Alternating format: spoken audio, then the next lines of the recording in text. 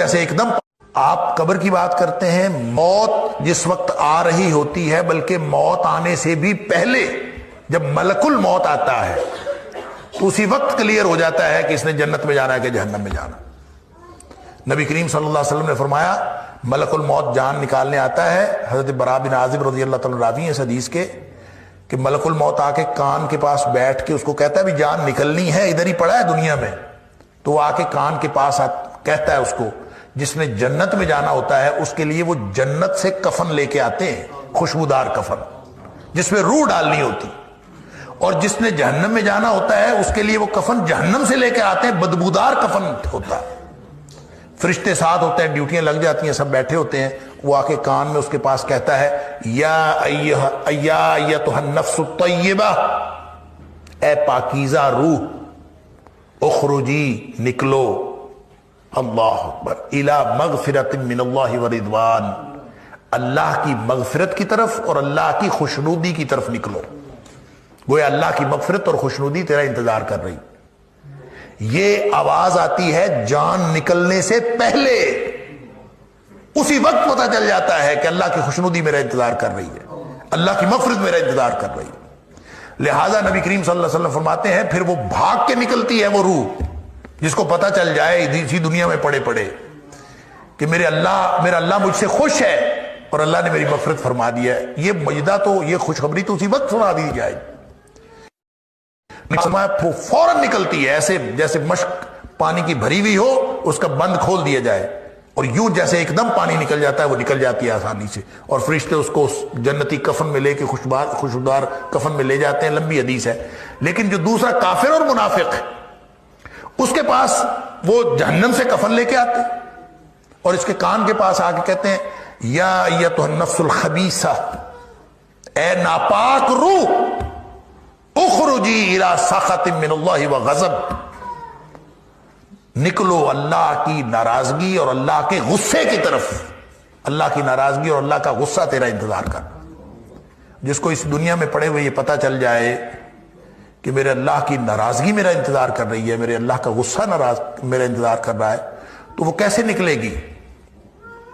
تو نبی پاک صلی اللہ علیہ وسلم فرمایا فتفرق فی جسدہ، وہ پھر جسم کے اندر ہی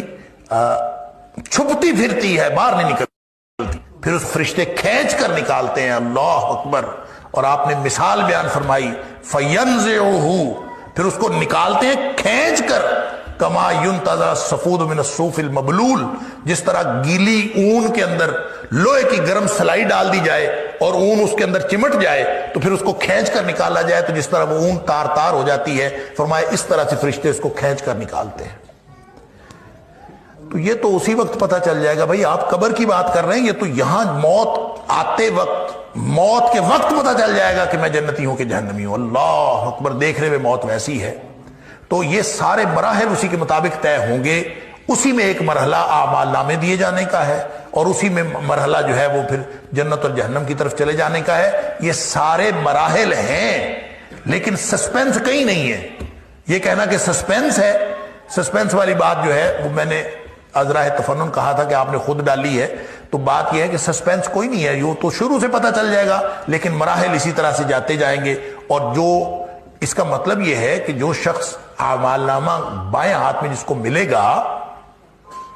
وہ اس وقت تک کوئی نہ کوئی توقع رکھے گا کہ شاید میرے اگلے حالات ٹھیک ہو جائے، ہو سکتا ہے ایسی بات ہو، اس لیے وہ دیکھتے ہی جو ہی اس کو اعمال نامہ ملے گا تو وہ کہے گا کہ یا لیتنی لم اوت کتابیہ، اے کاش مجھے اعمال نامہ دیا ہی نہ جاتا اور میں اس سے پہلے ہی مر جاتا، موت آئی تھی، موت کے بعد میں مجھے دوبارہ زندہ ہی نہ کیا جاتا۔ تو اس کا مطلب ہے وہ جو اگلا عذاب دیکھے گا اس کے مقابلے میں پچھلا عذاب تو کچھ بھی نہیں ہوگا، لہذا ہر مرحلے پر اس کو یہ توقع ہوگی شاید آگے حالات ٹھیک ہو جائے، لیکن اس کے حالات خراب سے خراب تر ہوتے چلے جائیں گے۔ یہ ویسے تو متشابہات ہیں، یہ اخروی حالات کیسے ہیں یہ اللہ کو معلوم ہے، لیکن جو معلوم ہوتی ہے، جو باتیں نبی پاک صلی اللہ علیہ وسلم نے بتائی ہیں وہ بس اتنی ہے۔ موت کے وقت بھی فرق ہوگا، کافر منافق کی موت اور ہے، مومن کی موت اور ہے، قبر میں بھی فرق ہوگا، حشر میں بھی فرق ہوگا، ہر جگہ پہ ان کا فرق ہوگا۔ اور اللہ تعالیٰ یہ ٹریک ہی گویا دونوں کا مختلف ہے، دارالامتحان سے جو ہی دارالجزا میں جائیں گے تو الگ الگ ٹریک پہ جاتے جائیں گے۔ اتنی بات نبی پاک صلی اللہ علیہ وسلم نے فرمائی ہے۔ البتہ کس کس مراحل میں کس کی کیفیت کیا ہوگی، کتنا سسپینس ہوگا، کتنا نہیں ہوگا، یہ اللہ جانتا ہے۔ ہماری یہ نہ سمجھنے کی باتیں ہیں، نہ سوچنے کی باتیں ہیں، نہ اس کے بارے میں غور کرنا چاہیے۔ اللہ تعالی ہم سب کو نیکی کے راستے پر، ایمان اور تقوی کے راستے پر چلائے، اور ان لوگوں میں سے بنائے جن کو دائیں ہاتھ میں اعمال نامہ ملے گا، اور جن کو آواز پڑے گی کان میں، یا ایتھا النفس الطیبہ، اے پاکیزہ روح نکلو، اللہ تعالیٰ کی مغفرت اور اللہ تعالیٰ کی خوشنودی تمہارا انتظار کر رہی ہے۔ اللہ تعالیٰ ہم سب کو ان میں سے بنائے۔ اللہم اہدنا بالقرآن العظیم، اللہم انفعنا بالقرآن العظیم، اللہم ارحمنا بالقرآن العظیم، اللہ